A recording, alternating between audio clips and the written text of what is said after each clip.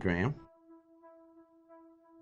Hi, my name is Graham Resnick. I'm a filmmaker, writer, director, sound designer, and I started working with Larry Fessenden about 10, 15 years ago through my friend Ty West, who I grew up with, and have done a lot of sound design with on his films. And he was producing Ty's films at the time, and Ty introduced me to Larry. Larry produced my first feature, and we've written together on several projects. My name is Larry Fessenden. I'm a filmmaker. I run Glass Eye Pix, which is an independent production company out of New York. We make indie movies, a lot of scary movies as well. I got a call to audition to write this video game.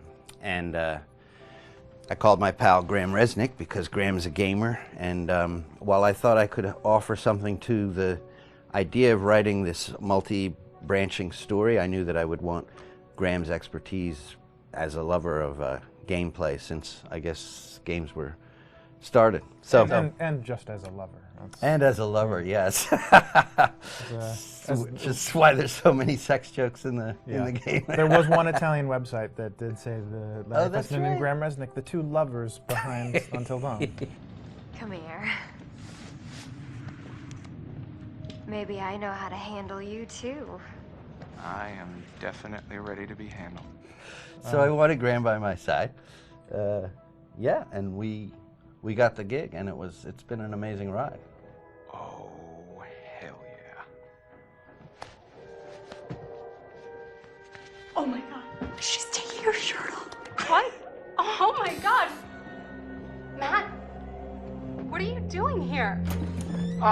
Hannah. I'm sorry, Hannah. This all got out of hand, but...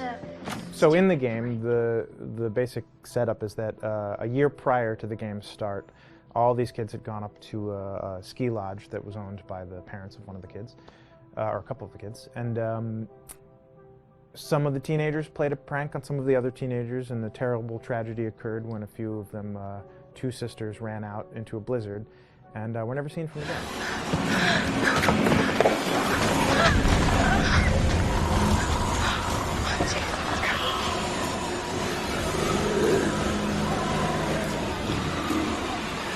So now, a year later, this is kind of torn apart, this group of friends. They've gone through some trials and tribulations in the past year. The brother of the two girls has had a lot of psychological issues, and to kind of help him cope and help them all get over it, they all returned to the lodge a year later, back up on the mountain. And the idea is to get over it, but... the healing does not begin.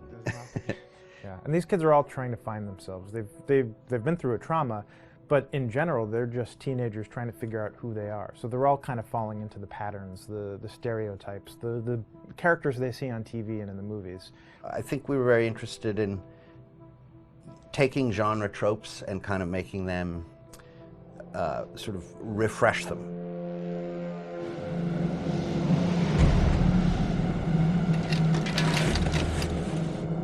Hey, did you see that? Dad said it'd just be us this weekend. We're familiar with how slasher movies work. Most people have seen some horror movies, and we have established notions and preconceptions about the roles of the players in horror movies and how they talk and how they get killed and how they have sex.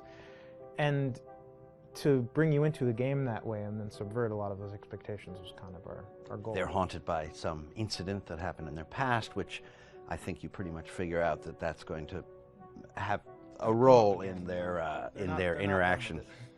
Yeah, so I think what was fun was we take some sort of stock characters and we try to give them some shape, but at least at the beginning they're recognizable in the way of groups of friends. There's, the jock and the bitchy girl and the rivalries between everyone. And oh my gosh, and really fun characters too. Like we just had so much fun living in the minds of these characters through writing the script. What do you think? Jesus! It was fun. I think we were looking to get that kind of banter that you see both in movies, but also that you absolutely have with friends, and sort of those inside jokes. And of course, as writers and as friends ourselves, we sort of developed little tracks, and we try to give the characters that kind of vibe.